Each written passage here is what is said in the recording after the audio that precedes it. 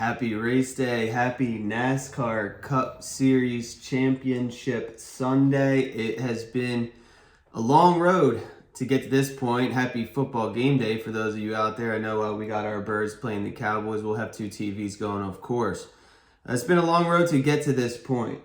We've gone actually this season and played, I want to say, over 312 individual cars across 75 races in all three series. It's been a great year for us here at Capping the Cup. We are 70.708 units up on the Cup Series, 44.325 units up on the Xfinity Series, and 21.15 units up on the Truck Series. So before we head into this final race of the year, Marin, we are 136.183 units up. For those of you out there, if you're doing a $10 unit, that you would have put 1.3 thousand in your pocket following us this year. For those of you who are a little more comfortable with the big unit, you can do the math on that.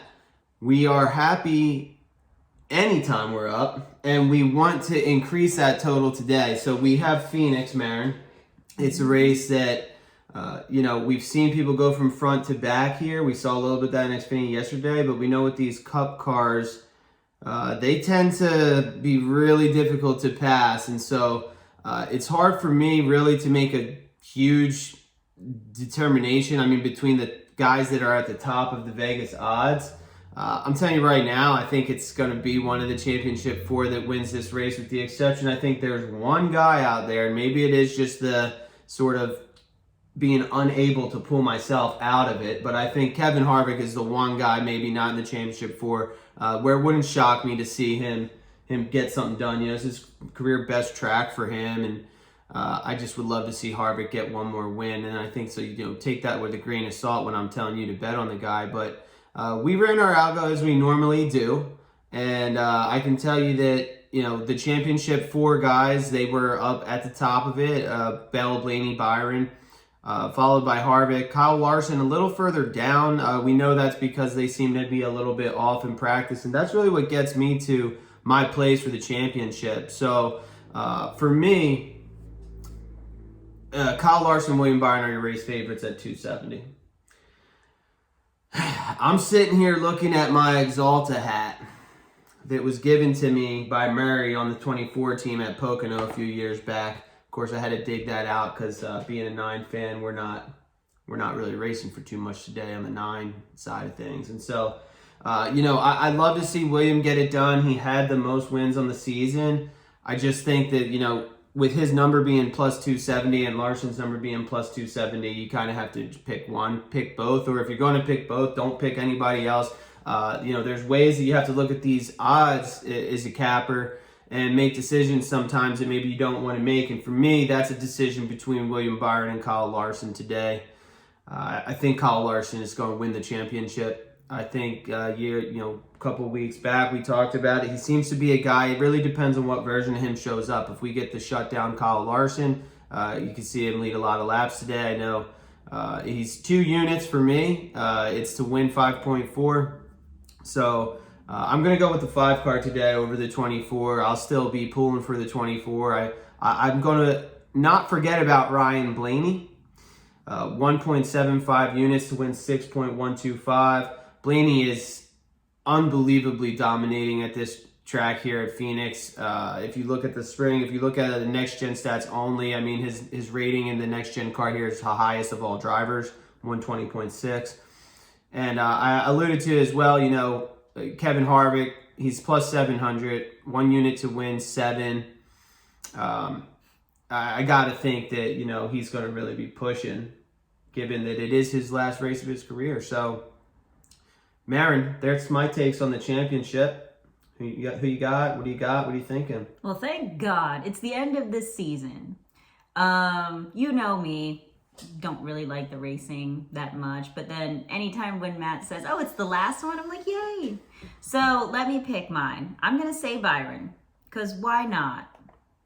Yeah, I mean, William won the most races this season. I think that, he tapered off a bit, but I mean, when you have those points in the bank to play with, that's probably had something to do with that. It would not shock me to see William lead a lot of laps today. He did that in the spring. He won the spring race.